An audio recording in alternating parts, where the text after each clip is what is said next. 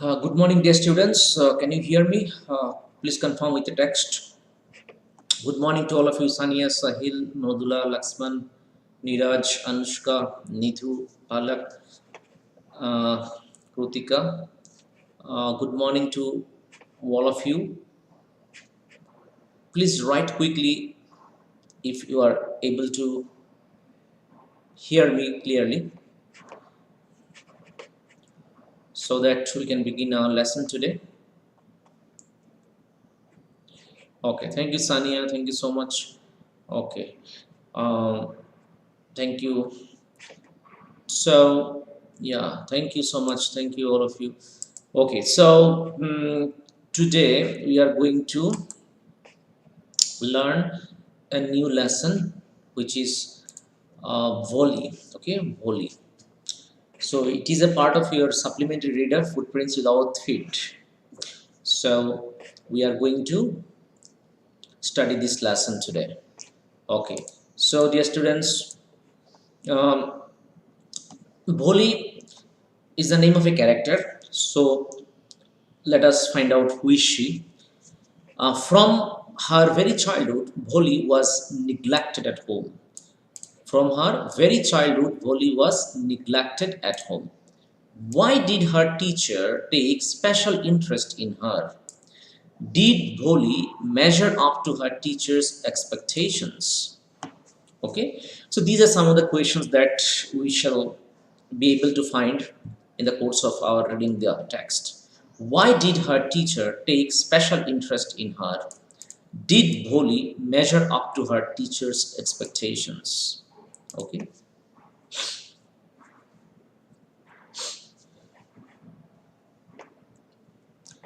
Her name was Suleka, but since her childhood, everyone had been calling her Bholi, the simpleton. Her name was Suleka, but since her childhood, everyone had been calling her Bholi, the simpleton. Okay. Why is it so? Let us find out. She was the fourth daughter of Nambardhar Ramlal.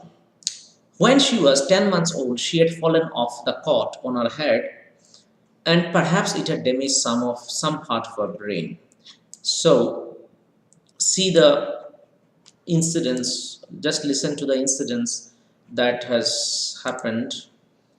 Um, Here you can see when Bholi was 10 months old, she had fallen off the cot on her head, and perhaps it had damaged some part of the brain. That was why she remained a backward child and came to be known as Bholi the simpleton. She was known as Bholi the simpleton with forgetfulness. Why? Because she had severe head injury in her early childhood when she was 10 months old only, when she was merely an infant. At that time, one incident took place which has injured her head severely, as a result of which some part of her brain has become damaged, and that is why she could not develop mental maturity, and she came to be known as Bholi the simpleton. Okay, let's proceed. At birth, the child was very fair and pretty, but when she was 2 years old, she had an attack of smallpox. At her birth, what happened? She was fair and pretty, but when she was 2 years old, she had an attack of smallpox. Okay. Um, when she was born, she was very fair, but unfortunately, when she another incident took place. What is that? When she was 2 years old, she had an attack of smallpox. But the eyes were saved, but the entire body was permanently disfigured by deep black pock marks. She was having pock marks in her body, as a result of this smallpox. Okay, so that is very much unfortunate. So two incidents have crippled her life almost. So let's find out what happens towards the next few lines or next few paragraphs. Only the eyes were saved, but the entire body was permanently disfigured. Okay, entire body was permanently disfigured by deep black pock marks. Little Sulekha could not speak till she was 5, and when at last she learned to speak, she stammered. Okay, so her name was original name was Sulekha. Her original name was Sulekha. So little Sulekha could not speak till she was 5, and when at last she learned to speak, she stammered. Okay. Now, the other children often made fun of her and mimicked her. As a result, she talked very little. So the other children of her age used to make fun of her just because she used to stammer. She could not speak properly because of that disease. Okay. So it's very unfortunate. Let's see what happens. Therefore, she used to talk very little. Her father, who is called Ramlal, he had 7 children, 3 sons and 4 daughters, and the youngest of them was Bholi. Bholi was the youngest child of a three of a seven of among 7 children in her family. Okay, Bholi was the youngest one, youngest child of the 7 children family. It was a prosperous farmer's household, and there was plenty to eat and drink. All the children except Bholi were healthy and strong. The sons had been sent to the city to study in schools and later in colleges. Of the daughters, Radha, the eldest, had already been married. The second daughter, Mangala's marriage had also been settled, and when that was done, Ramlal would think of the third, Champa. They were good looking, healthy girls, and it was not difficult to find bridegrooms for them. Okay. But Ramlal had worried about Bholi. She had neither good looks nor intelligence. Okay, because she was not mentally matured. She was not mentally matured. Ramlal was worried about Bholi. She had neither good looks nor intelligence. Okay. Next, Bholi was 7 years old when Mangala was married. Okay. The same year, who is Mangala then, dear students? Who is Mangala? The second daughter. Okay. The second daughter, Mangala. Okay. The third one is Champa. They are the daughters, and the sisters of Bholi. They were good looking, healthy girls. Okay. But Bholi was 7 years old when Mangala was married. The same year, a primary school for girls was opened in their village. Okay. When Bholi was 7 years old, a primary school was opened in her village. The same year, a primary school for girls was opened in her village. The Tehsildar Sahib came to perform its opening ceremony. He said to Ramlal, as a revenue official, you are the representative of the government in the village, and so you must set an example to the villagers. You must send your daughters to school. That night, when Ramlal consulted his wife, she cried, "Are you crazy? If girls go to school, who will marry them?"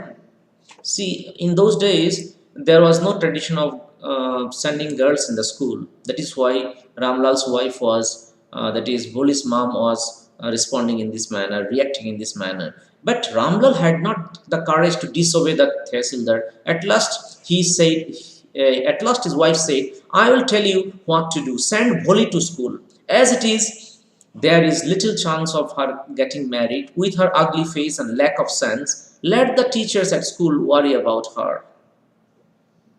Okay. Because Bholi has neither good looks nor intelligence, therefore it will be difficult for her to get married elsewhere. Therefore, if she gets some kind of education, in that case, it might to some extent cover up for her bad looks and her poor intelligence. So let's find out. The next day, Ramlal caught Bholi by the hand and said, "Come with me, I will take you to school." Bholi was frightened. She did not know what a school was like. She remembered how a few days ago their old cow Lakshmi had been turned out of the house and sold. Okay. You can see here, dear students, the next day Ramlal caught Bholi by the hand and said, "Come with me, I'll take you to school." Her father was almost forcefully taking her to school. Boli became frightened. She did not know what a school was like. She remembered how a few days ago their old cow, Lakshmi, had been turned out of the house and sold. No, no, she shouted in terror and pulled her hand away from her father's grip. What's the matter with you, you fool? Shouted Ramlal. I'm only taking you to school. Then he told his wife, let her wear some decent clothes today, or else what will the teachers and the other schoolgirls think of us when they see her? Okay, new clothes had never been made for Bholi. The old dresses of her sisters were passed on to her. Okay, the old dresses of her sisters were passed on to her. Okay, um, okay. No one cared to mend or wash her clothes, but today she was lucky to receive a clean dress which had shrunk her many washings and no longer fitted Champa. So what happened, dear students? New clothes had never been made for Bholi. The old dresses of her sisters were passed on to her. No one cared to mend or wash her clothes, but today she was lucky to receive a clean dress which had shrunk after many washings and no longer fitted Champa. She was even bathed and well was rubbed into her dry and matted hair. Only then did she begin to Only then did she begin to believe that she was being taken to a place better than her home, because she was all along, she was at her residence. She never had the privilege of wearing a new dress because all the dresses were of her elder sisters were passed on to her. Nobody, because she was very ugly and she was, not having that intelligence because of the disease in she fell down and injured her head severely. That is why she was not mentally mature. As a result of which, what happened, dear students, she was also neglected in her home. Okay, in her residence at home she was neglected, not only by the sisters but also by her parents to a great extent. Okay, when they reached the school, the children were already in their classrooms. Ramlal handed over his daughter to the headmistress. Left alone, the poor girl looked about her with fear-laden eyes. She was left alone in the school.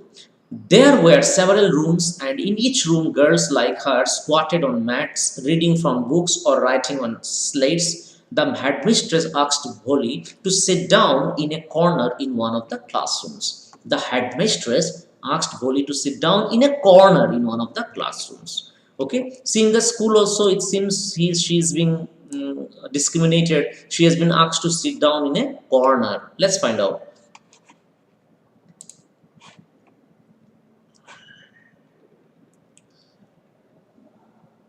Okay. Bhole did not know what exactly a school was like and what happened there, but she was glad to find so many girls, almost of her own age, present there. She hoped that one of these girls might become her friend.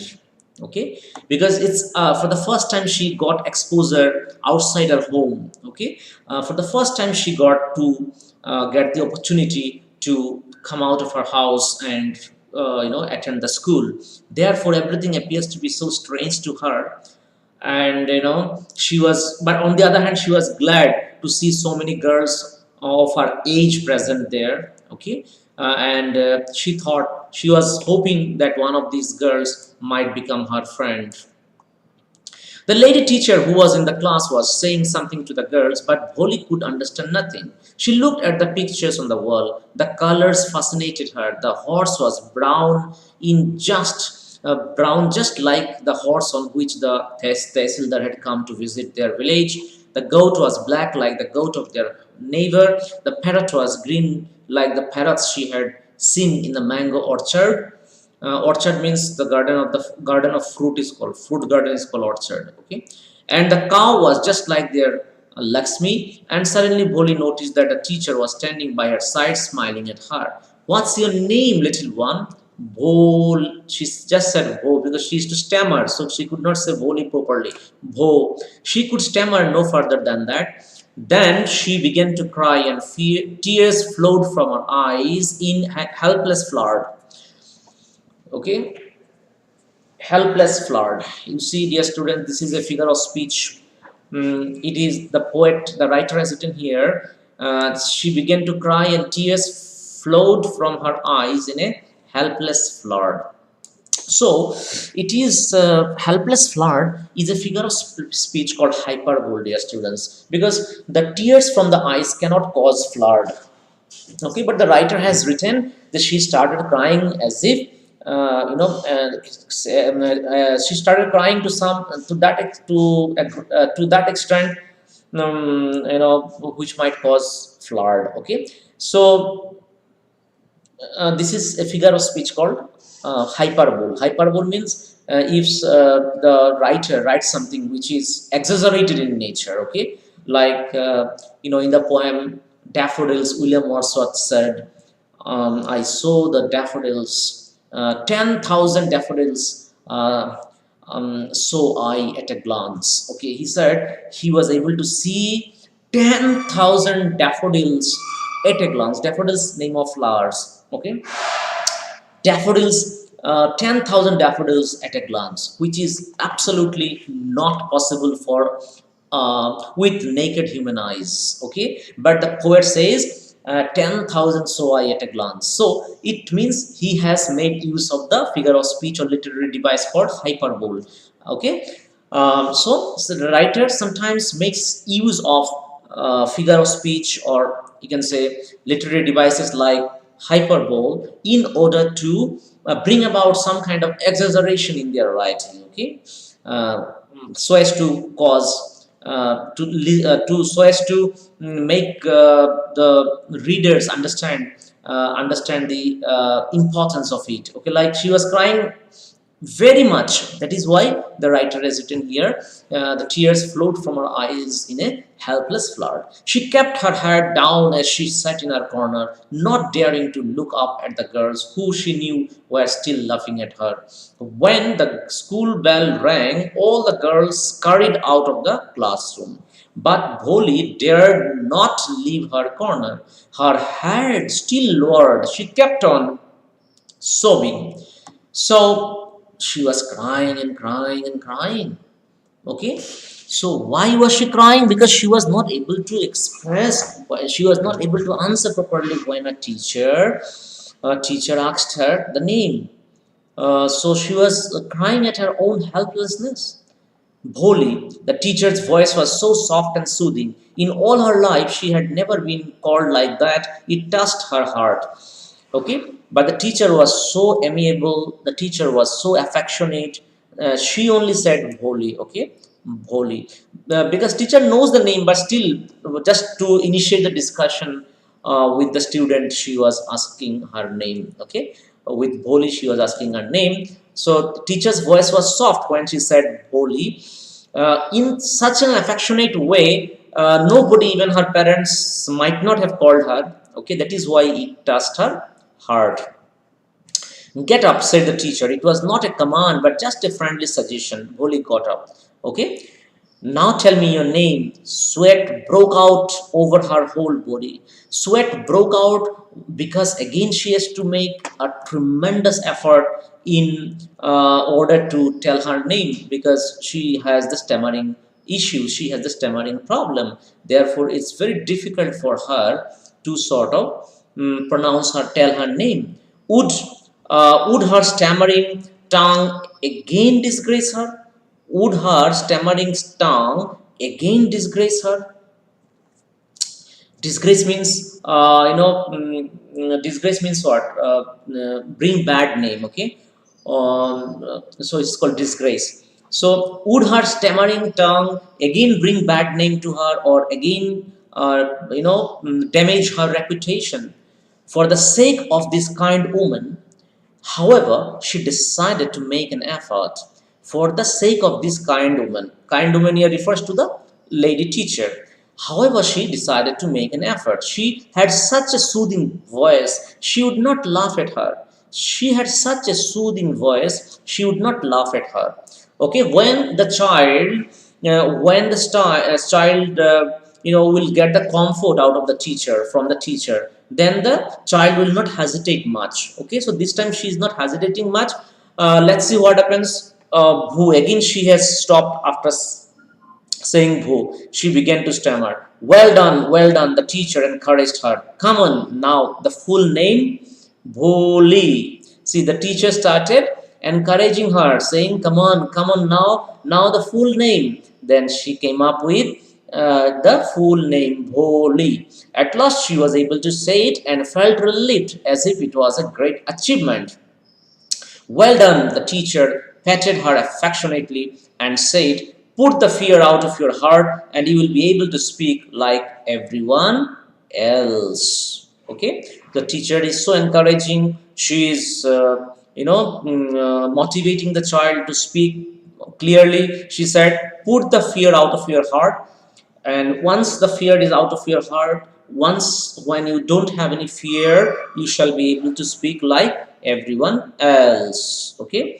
Bholi looked up as if to ask, really?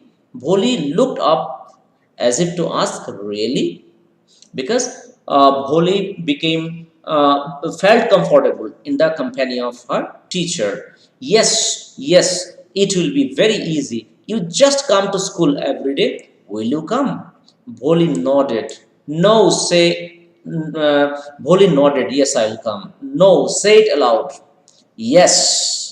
Okay, simply nodding will not help because teacher wants Bholi to speak properly. That is why nodding is the shortcut, the escape route that Bholi was, adapting. So the teacher will not appreciate that. The teacher wants Bholi to speak properly so that she is able to interact with people very clearly. That is why the teacher encouraged her to say. She said, say it aloud. Yes. And Bholi herself was astonished that she had been able to say it because the teacher was around and teacher was able to give her the comfort, okay, which is very important, dear students. If the teacher also started laughing at her, in that case, she would not have felt comfortable. She would not have got the encouragement to come up with another effort. Understood? That is why it is because of the warm and affectionate gesture of her teacher she was able to pronounce the name properly. Okay, let's find out. Didn't I tell you? Now take this book. Didn't I tell you that if you try you can say properly? Yes, now take your book. The book was full of nice pictures, and the pictures were in color: dog, cat, goat, horse, parrot, tiger, and a cow, just like Lakshmi. And with every picture was a word in big black letters. Okay, like the picture word book actually. Okay, where picture is followed by the name of the animal or bird or whatever picture is given. Okay, picture is followed by the name of the particular object. Okay, in 1 month you will be able to read the book. Then I will give you a bigger book, then a still bigger one. In time you will be more learned than anyone else in the village. Then no one will ever be able to laugh at you. People will listen to you with respect and you will be able to speak without the slightest stammer. Understand? Now go home and come back early tomorrow morning. Understood? So this is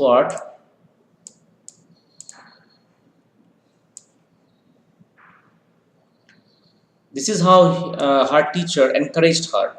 Okay, encouraged her.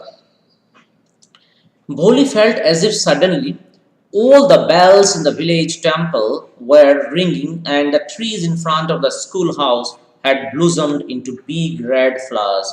Her heart was throbbing with a new hope and a new life. Thus the years passed, the village became a small town, the little primary school became a high school. There were now a cinema under a tin shed and a cotton ginning mill. The mail train began to stop at the railway station. One night after dinner, Ramlal said to his wife, then shall I accept Bishambar's proposal? Yes, certainly, his wife said. Bholi will be lucky to get such a well to do bridegroom, a big shop, a house of his own, and I hear several thousand in the bank. Moreover, he is not asking for any dowry. Okay, so now years passed, dear students, and village became a small town, and this small primary school, with the help of more number of students, became high school in years to come. In the succeeding years, there were a cinema hall and a cotton ginning mill. Then mail train began to stop at the railway station. The village has become a small town now. It has developed over the years. And then one night, Ramlal was telling his wife, "Shall I accept Bishambar's proposal?" Bishambar is the prospective groom for Bholi. Yes, certainly, his wife said. Bholi will be lucky to get such a well to do bridegroom. A big shop, a house of his own, and I hear several thousand in the bank. Moreover, he is not asking for any dowry.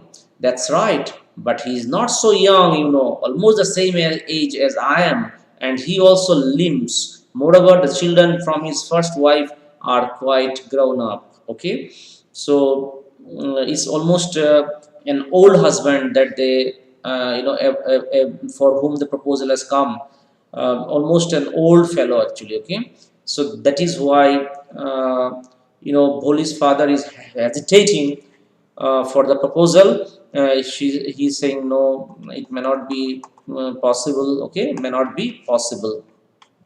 Okay, so what does it matter? His wife replied, 45 or 50, it's not great age for a man. 45 or 50. We are lucky that he is from another village and does not know about her pockmarks and her lack of sense. If we don't accept this proposal, she may remain unmarried all her life. Yes, but I wonder what Bholi will say. Father is saying, what will that witless one say? She's like a dumb cow. Maybe you are right, muttered Ramlal. In the other corner of the courtyard, Bholi lay awake on her couch, listening to her parents' whispered conversation. Bishambar Nath was a well-to-do grocer. He came with a big party of friends and relations with him for the wedding. A brass band playing a popular tune from an Indian film headed the procession, with the bridegroom riding a decorated horse. Ramlal was overjoyed to see such pomp and splendor. Pomp and splendor, dear students. He had never dreamed that his fourth daughter would have such a grand wedding. Bholi's elder sisters who had come for the occasion were envious of her luck. Okay, because it seems that prospective husband, the old one, is rich enough. When the auspicious moment came, the priest said, "Bring the bride." Bholi, clad in a red silken bridal dress, was led to the bride's place near the sacred fire. Garland the bride, one of his friends prompted Bishambarnath. The bridegroom lifted the garland of yellow marigolds. A woman slipped back the silken veil from the bride's face. Bishambar took a quick glance. The garland remained polished in his hand. The bride slowly pulled down the veil over her face. The bride slowly pulled down the veil over her face. "Have you seen her?" said Vishambar to the friend next to him. She has pock marks on her face. "So what? You are not young either." "Maybe, but I am not to marry her. Her father must give me 5,000 rupees." Ramlal went and placed his turban, his honor, at Bishambar's feet. "Do not humiliate me so. Take 2,000 rupees." Okay, do not take so much money. Take just 2,000 rupees. That time, dear students, 1,000 rupees also meant a lot. That is why 5,000 was a huge amount. No, 5,000, or we go back. Keep your daughter. Be a little considerate, please. If you go back, I can never show my face in my village. Then out with 5,000. Tears streaming down his face. Okay, whose face? Bholi's father, Ramlal's face. Ramlal went in, opened the safe, and counted out the notes. He placed the bundle at the bridegroom's feet. Okay, whatever he might have saved, Ramlal, needs to be given to, needs to be given as dowry. Okay, to that fellow Bishambar. On Vishambar's greedy face appeared a triumphant smile. He had gambled and won. Give me the girl, and he announced. Once again, the veil was slipped back from the bride's face, but this time her eyes were not downcast. She was looking up, looking straight at her prospective husband, and in her eyes there was neither anger nor hate, only cold contempt. Bishamber raised the garland to place it round the bride's neck, but before he could do so, Bholi's hand struck out like a streak of lightning, and the garland was flung into the fire. She got up and threw away the veil. She got up and threw away the veil. Can you imagine? She became very angry. Okay, Pitaji said Bholi in a clear and loud voice. Her father, mother, sister, brothers, relations, and neighbors were startled to hear her speak without even the slightest stammer. Pitaji, take back your money. I am not going to marry this man. Ramlal was thunderstruck. He became very, very surprised. The guests began to whisper, so shameless, so ugly, and so shameless. Boli, are you crazy? Shouted Ramlal. You want to disgrace your family? Have you regard for our izzat? For the sake of your izzat, said Boli, I was willing to marry this lame old man, but I will not have such a mean, greedy, and contemptible coward as my husband. I won't, I won't, I won't. So can you see, dear students, greedy, contemptible coward as my husband, because he was asking about money and his approach wasn't good. So Boli immediately turned down the offer. Okay, this marriage. What a shameless girl. We all thought she was a harmless, dumb cow. Boli turned violently on the old woman.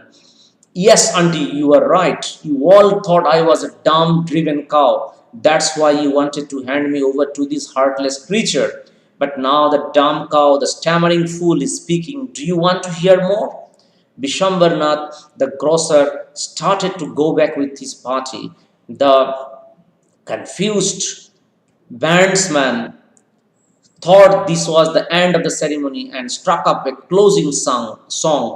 Ramlal stood rooted to the ground. Ramlal stood rooted to the ground. His head bowed with the weight of grief and shame. His head bowed with the weight of grief and shame. The flames of the sacred fire slowly died down. Everyone was gone. Ramlal turned to Voli and said, But what about you? No one will ever marry you now. What shall we do with you? And Sulekha said in a voice that was calm and steady, Don't you worry, Pitaji. In your old age, I will serve you and mother, and I will teach in the same school where I learned so much. Isn't that right, madam? The teacher had all along stood in a corner watching the drama. Yes, Bhuli, of course, she replied, and in her smiling eyes was the light of a deep satisfaction that an artist feels when contemplating the completion of her masterpiece. Okay, so dear students, this is how the story ends. As you can see here, her teacher towards the end of the story again supports her, okay, supports Bholi, saying, and in her smiling eyes was the light of a deep satisfaction that an artist feels when contemplating the completion of her masterpiece. So the teacher had all along stood in a corner watching the drama. Yes, Bholi, of course, she replied. And in her smiling eyes was the light of deep satisfaction. When the artist feels very happy contemplating the completion of her masterpiece means the work of art, the best work of art of a, you can say, the writer or an artist or painter, whoever. Okay, the best work, his or her best work is called masterpiece. So whenever an artist completes his masterpiece, he becomes satisfied. Okay, he has some satisfaction on his face. Exactly the same way. Okay, here the, you know, you can say, her smiling eyes, in her smiling eyes, okay, that could be visible. Okay, that could be visible. So Now Bholi has become very satisfied because she doesn't need to get married to a man who is demanding so much of money and who is so mean. Therefore, she decided to stay back at home, and serve the school from where she has learned all these years. She has become educated, and she can teach the children in the village school. So that is why she has decided not to get married. Okay, so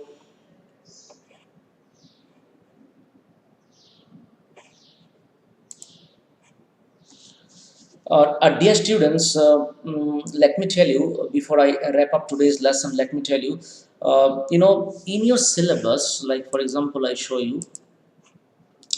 For example, I show you, dear students. But if I, mm, okay, so here you can see. Here I have also given you writing skill. Okay, so I have also given you a writing skill.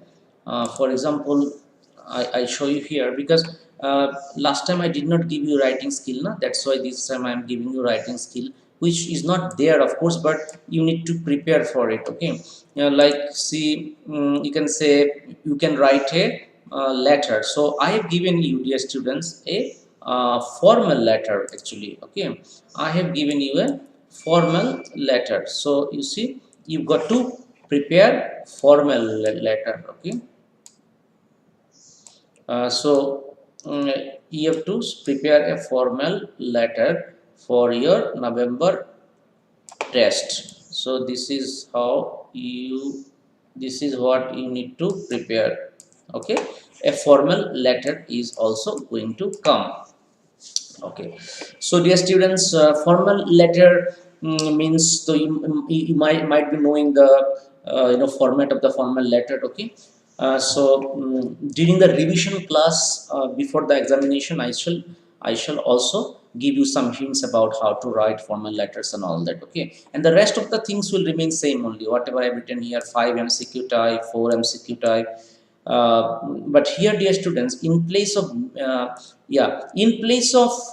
this missing words, I have given you. In place of this one I have given you this formal letter. Okay, in place of this one, I have given you formal letter, and rest are all okay. Three very short question types from two extracts from poems, out of which you need to answer three questions from any one extract. Any one extract you have to answer out of two extracts. And here five short questions from first flight and footprints, and one long question out of two from footprints without feet. Okay, footprints without feet. Say I have given you two questions, out of which you have to answer only one.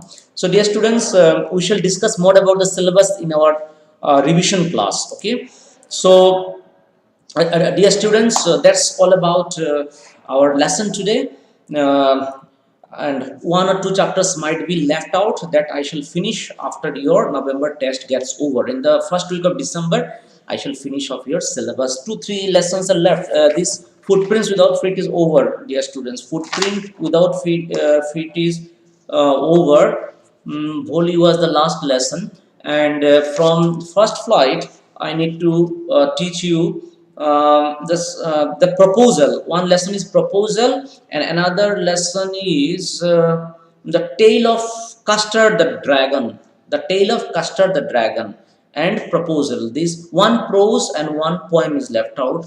Okay, one prose and one poem is left out from your first place. So it takes hardly 2 days for me to finish, dear students. So after your test gets over in the month of December, within first 3 days I will finish your syllabus, and rest are all over. Okay, and in our revision class we shall discuss about writing skill, and also I'll give you some tips about how to answer reading skill and all that. And in the meantime, during the Diwali holidays, after Diwali gets over, what you do is you just revise the lessons that I have given you, and whichever lessons are not there in the on website, I am going to upload it during the Diwali vacation. You don't worry about that. Whatever you've written already, you and which are there in the November test syllabus, you please revise them. Okay. That's all about it, dear students. Bye bye, take care, and have a safe Diwali. Okay, to you as well as to your family. Bye bye, have a great time.